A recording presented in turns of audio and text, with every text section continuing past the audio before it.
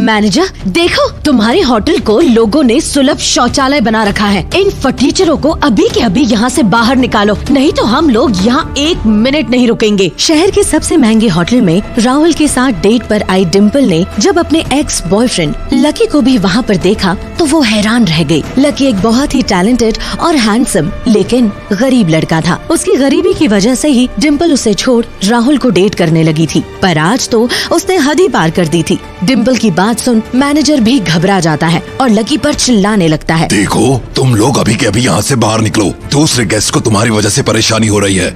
वैसे भी table number 8 ma'am और सर ने ऑलरेडी बुक करा रखी है। लकी मैनेजर की बातों को पूरी तरह से इग्नोर करता है और अपने दोस्तों से बात करने में बिजी रहता है, जिसे देख डिम्पल चिढ़ जाती है। राहुल देख लो, बेशरम लोग कैसे होते हैं। मैनेजर खुद इन्हें बाहर जाने के लिए कह रहा है और ये है कि बाहर जाने को तैयार ही नहीं है। और कितनी बेइज्जती सहना चाहते हो भाई। मैनेजर फिर से लकी और उसके दोस्तों को टोकता है। अगर तुम लोग ऐसे नहीं माने तो मुझे पुलिस बुलानी पड़ेगी। Manager please check, table number 8 Lucky के नाम से ऑलरेडी बुक्ड है। ये सुनते ही डिम्पल का गुस्सा 7वें आसमान पर पहुंच जाता है। एक और झूठ, क्या नंबर बताया तुमने टेबल का? नंबर 8? उस पर तो मेरी और राहुल की बुकिंग है, वो भी 2 हफ्ते पहले से कम झूठ तो ढंग का बोला करो लकी। लकी डिम्पल के सवाल का कोई जवाब नहीं देता, बस मोबाइल पर मैनेजर को एक मैसेज दिखाता है, जिसे देखते ही मैनेजर के हाथ पाँव फूल जाते हैं। सॉरी सर, मैं आपको पहचान नहीं सका। चलिए मैं आपको आपके टेबल तक ले चलता हूँ। मैनेजर की बात सुन डिम्पल चौंक जाती है कि लकी जैसे गरीब शख्स को